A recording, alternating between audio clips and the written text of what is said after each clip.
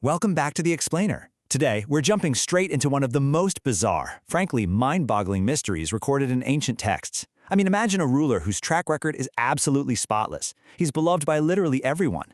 And then, his entire legacy gets completely derailed out in the middle of a forest in just about the strangest way imaginable. Which brings us to a really weird question. How exactly does a flawless 60-year reign end with a dead snake? Picture this shocking scene for a second. You have a mighty king, universally revered for his ultimate self-control, and he just impulsively picks up a dead serpent and drapes it right over the shoulders of a completely silent, motionless sage.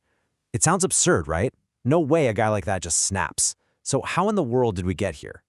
Okay, let's dive into this. Part 1. The Perfect Monarch, and his resume of unparalleled virtue. To really wrap our heads around the sheer magnitude of this catastrophic mistake, we first need to rewind and look at who this king actually was before everything went south. His name was Parikshit, and that name literally translates to born in an extinct line. He was born to Uttara at this deeply precarious time when the mighty Kuru race was basically hanging by a thread, almost completely wiped out. So he wasn't just born a prince, he was a survivor. From day one, he carried the immense, incredibly heavy burden of an entire ancient legacy squarely on his tiny shoulders. He was, quite literally, their absolute last hope. And as he grew up, the number 60 became absolutely crucial to his story. It actually holds a massive dual meaning for us today. Not only was King Parikshit exactly 60 years old at the time of this fateful incident, but he had also ruled over his subjects for exactly 60 years. Think about that for a second. 6 full decades of impeccable, completely flawless leadership. That is no small feat. The historical texts tell us he was a universally loved protector. He looked after the 4 orders completely impartially: the Brahmanas, Kshatriyas, Vaishyas, and Sudras. But his compassion went way beyond just maintaining social order. He actively protected widows, orphans, the maimed, and the poor. In fact, the ministers who recounted his life described him as being equally disposed to all creatures. They actually likened him to Prajapati himself. With handsome features, he was called a second Soma, and was noted as being particularly dear to Govinda. Essentially, he was the absolute picture of perfect justice. And his counselors explicitly described him as a ruler with passions under complete control. They called him the conqueror of his 6 passions. Plus, he was highly intelligent, possessed a deeply retentive memory, and was fully acquainted with the complex science of morality. We really need to keep this in mind. His ministers were keenly hyper-aware of his ultimate mastery over his own emotions. And that's exactly what makes his sudden, unhinged outburst later in our story seem so wildly out of character. Actually, scratch that. It wasn't just out of character. It was like a completely different person. Which brings us to part 2, the fateful hunting trip and the sudden unraveling of a king. So, like his ancestor Pandu before him, Parikshit decides he needs a bit of an escape to pursue the sports of the field. He delegates all state affairs to his trusted ministers, and he heads deep into the forest. And here is where the action rapidly accelerates. Let's walk through these fateful steps. 1. Out in the wild, the king successfully pierces a deer with an arrow. 2. The adrenaline instantly kicks in. Armed with nothing but a sword and a quiver, he frantically chases the wounded animal on foot, pushing deeper, faster into the dense, dark woods. And 3, the inevitable crash. He completely loses the deer and just succumbs to extreme physical fatigue. The historical sources use these exact, striking words to describe his state: decrepit, fatigued, and hungry. He's a 60-year-old man completely lost in the woods, and his tank is just totally on empty.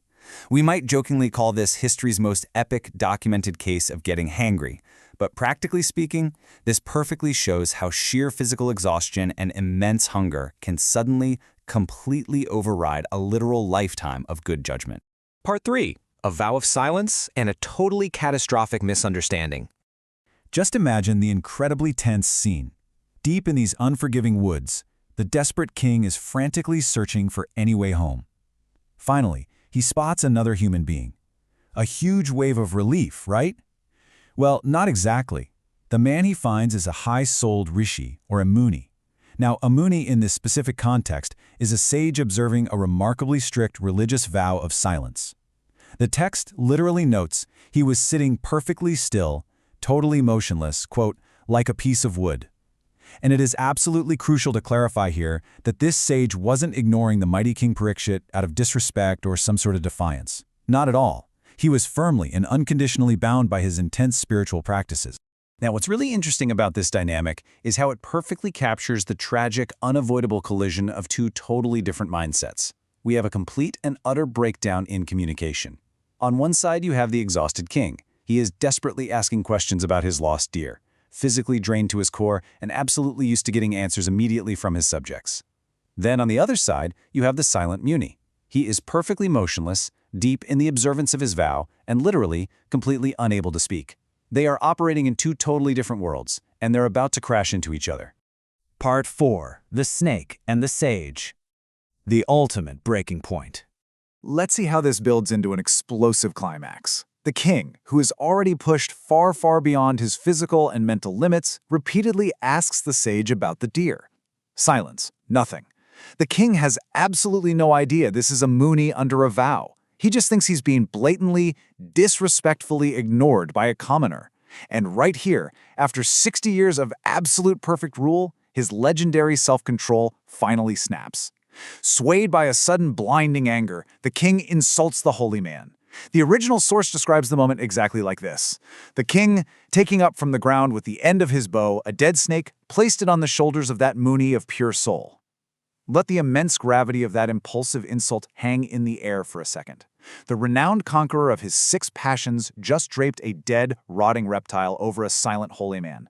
Yet, beautifully, the texts tell us the pure-souled Muni remained perfectly motionless. He spoke not a single word, bearing the dead snake completely without anger. So the crucial point is this. We're looking at a lifetime of perfect discipline, entirely undone by a single moment of unmanaged stress. This isn't just some ancient myth about a king and a sage. It's a really profound psychological warning for all of us today.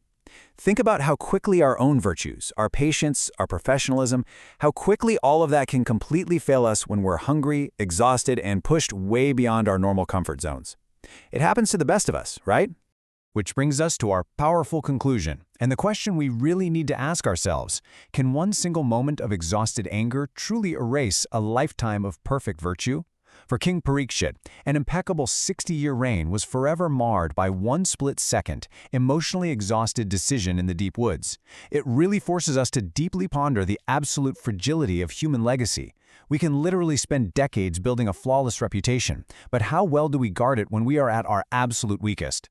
Thank you so much for exploring this remarkable piece of history with me today on The Explainer. I'll catch you next time.